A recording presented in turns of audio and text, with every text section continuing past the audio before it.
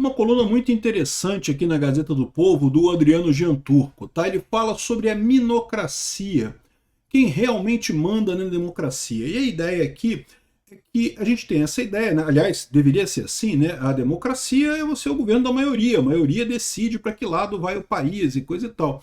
Mas a verdade é que as coisas não são bem assim. Existem grupos que têm um poder maior do que a média da população. Essa ideia de que cada um conta um voto na democracia. Bom, em tese na eleição é verdade, cada um tem um voto na eleição. Mas dizer que cada pessoa tem o mesmo poder numa democracia, isso é falso. Existem uma série de situações que tornam uma pessoa mais poderosa. Por exemplo, a proximidade física com o poder. Eu já falei para vocês, por que funcionário público da Câmara e do STF, coisa e tal, como é que eles ganham salários tão grandes e coisa e tal? Porque eles estão ali na cabeça do deputado, o deputado conhece o cara, eles estão ali conversando com o cara no elevador, e aí, como é que vai a filha, como é que você tá, tudo bem? Pois é, doutor, aconteceu não sei o que lá, tô precisando de dinheiro, podia aprovar aquele projetinho ali, né? Podia aprovar aquela ação legal ali pra gente ajudar a gente aqui, não sei o que lá. Cara, a mera proximidade com o poder dá poder, mais poder para algumas pessoas do que para outras. Se você perguntar para todas as pessoas do Brasil, o pessoal vai achar que não tem que aumentar salário de assessor de deputado, não, que morra tudo quanto é assessor de deputado, que se foda. Mas esse pessoal tem um poder grande, eles estão ali na máquina, eles estão próximos do poder, né? E tem uma outra situação que ele coloca aqui também, que é justamente dos grupos organizados.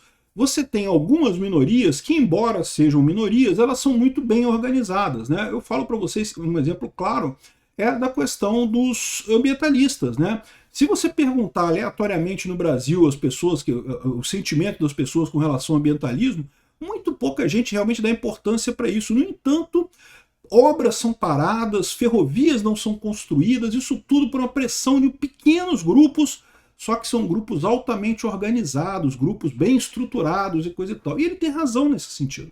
Né? E isso é um dos motivos que levava a esquerda a ter tanto poder no Brasil, porque a esquerda sempre foi caracterizada por uma boa organização.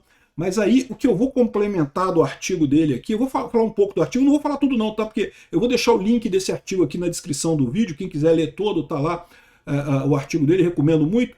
Mas eu vou complementar, vou falar a ideia básica do artigo dele e vou complementar com a visão que eu trago para vocês sempre aqui, que a tecnologia e a informação descentralizada, né, a informação barata que a gente tem hoje, diminuiu essa diferença que havia. Né?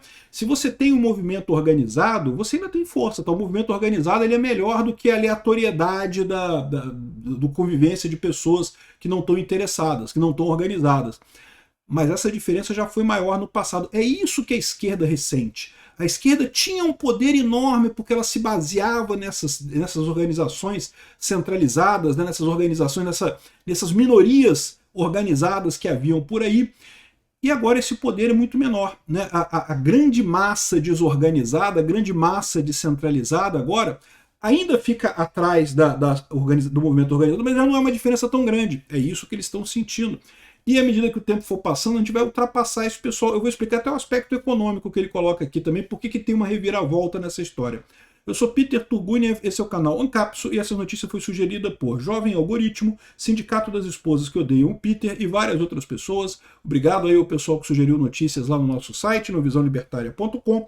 E obrigado a você que está assistindo o nosso vídeo. Se você gosta do nosso conteúdo, por favor, deixe o seu like, se inscreva aqui no canal, né? Então tá aqui, eu vou dar uma passada geral no argumento dele aqui, não vou entrar em detalhe para ter coisa para você ler lá na coluna dele, mas depois eu vou dar a minha visão da coisa, né?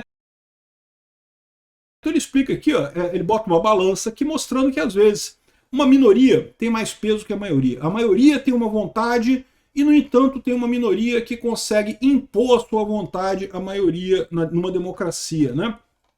Aqui, ó. Estamos acostumados a pensar na democracia, que na democracia manda a maioria, pelo menos essa é a ideia que se fala o tempo todo, né? Mas temos certeza disso? Isso bate com as evidências empíricas? Democracias modernas são representativas, ou seja, diretas, né? Obviamente, a unanimidade é matematicamente muito improvável. Resta então a regra da maioria ou minoria, né? E aí ele fala aqui sobre a questão, não sei o que lá. A questão toda é, as minorias ganham da maioria porque são organizadas, e a maioria é desorganizada. Eu vou fazer a primeira distinção aqui. Ele fala aqui no artigo dele que toda minoria tende a ser mais organizada porque há um incentivo econômico para a minoria se organizar. Olha só. Aqui, ó, é o funcionamento daquilo que Mancur Olson chama de ação coletiva. As minorias ganham da maioria porque são organizadas, a maioria é desorganizada. O custo da minoria se organizar é pequeno, porque são poucas pessoas. O custo da maioria se organizar é grande, porque é muita gente. Os custos de transação são altos. Por outro lado, o benefício que cada membro da minoria ganha é grande, porque são poucas pessoas. Se você consegue passar aquela pauta, né, aquela minoria ganha muito. A maioria, por outro lado, né, é muita gente. Mesmo que ganhasse alguma coisa, tenderia a dissolver. E eu vou em outra ação aqui, eu vou em outro sentido nisso daqui, tá? Existem minorias organizadas e existem minorias não organizadas, porque a verdade está cheio de minoria por aí, pô. Não, a torcida do Vasco é uma minoria, né? Mas é uma minoria desorganizada. Se fosse organizada, talvez conseguisse mais coisa, né? Então existem minorias organizadas e minorias desorganizadas. Existe um incentivo econômico para a minoria se organizar? De certa forma, sim, ele tem razão. Quando você tem uma organização pequena, né, é mais fácil você organizar. Ele chama aqui de custo de transação, mas na verdade, se você pegar a teoria do Coase, em que fala sobre custo de transação, ele quer dizer aqui custo de administração. O custo de transação é o custo entre coisas desacopladas, entre entidades num livre mercado.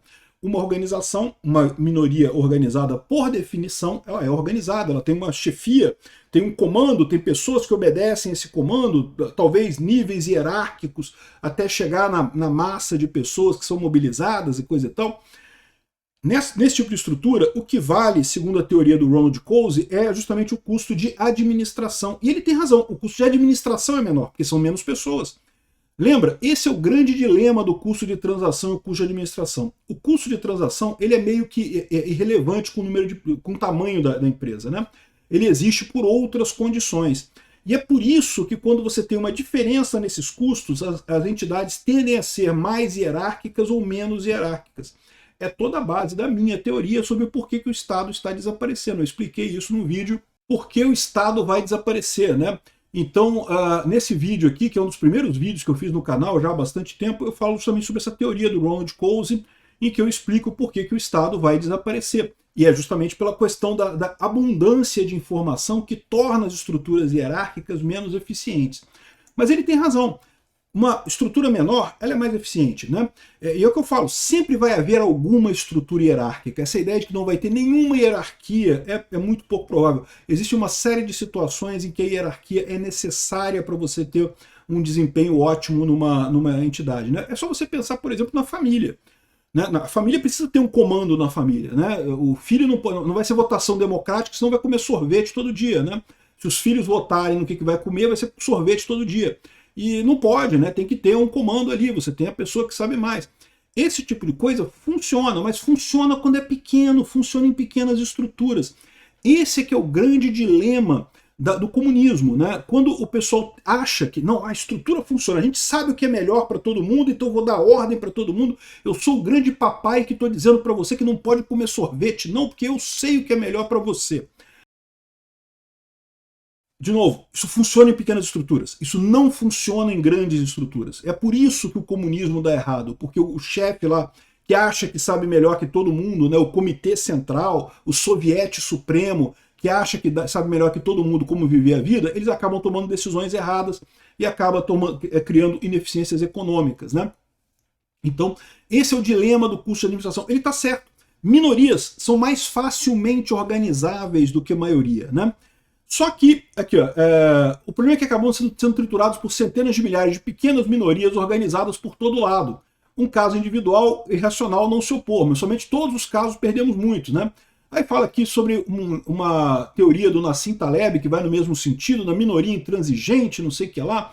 Uma minoria pequena, mais inflexível e comprometida pode interpor preferências à maioria quando atende certas condições e coisa e tal. Ele fala da comida kosher, né? Uma pequena porcentagem da população só come comida kosher. É verdade, comida kosher é uma comida específica, tem que ter uma série de precauções na hora de fazer o preparo.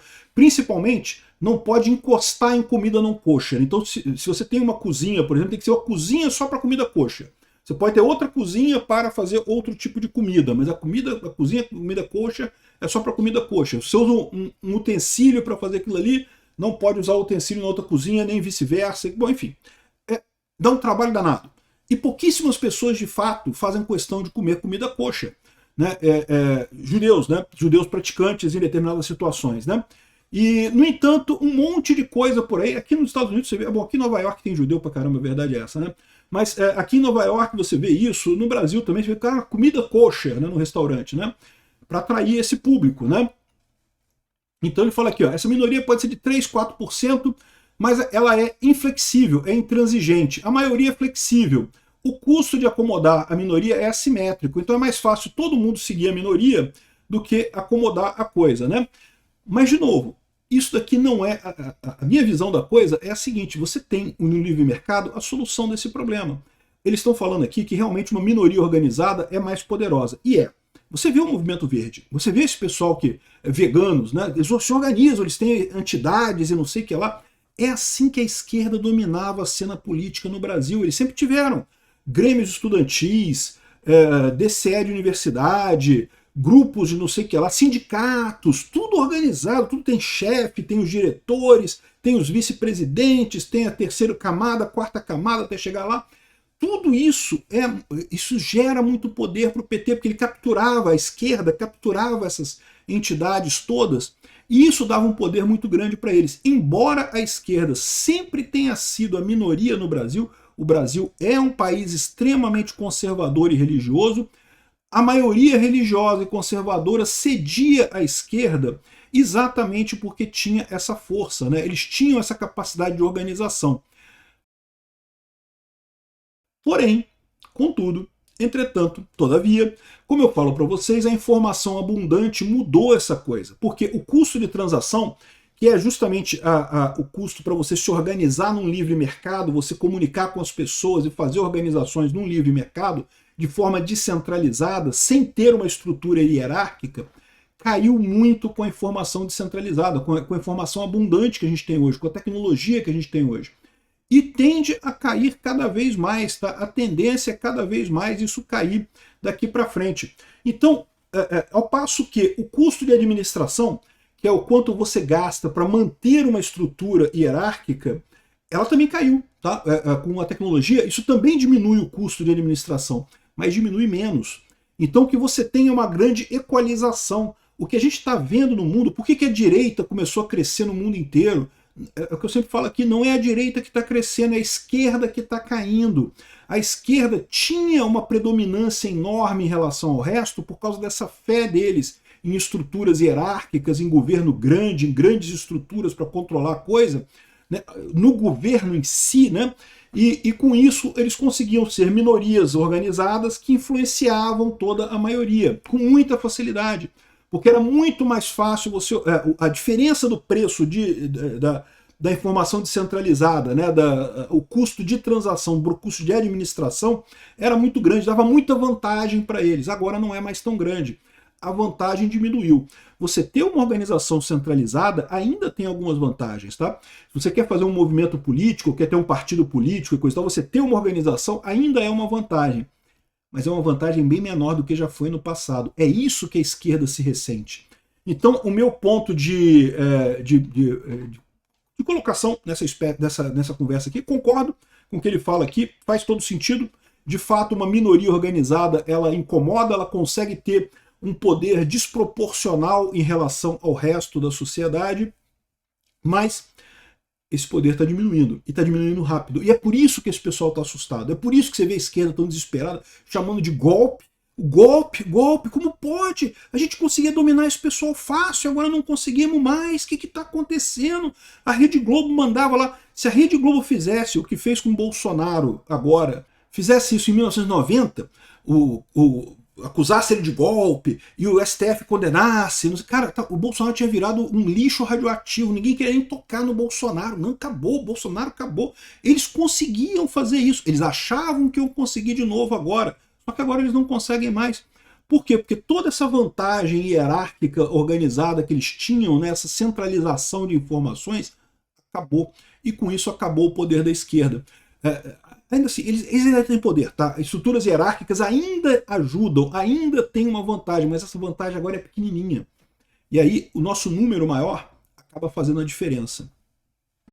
Obrigado por assistir nosso vídeo até o final. Tem alguns links para você nos ajudar aí na tela e também na descrição desse vídeo. Contribua com o nosso projeto.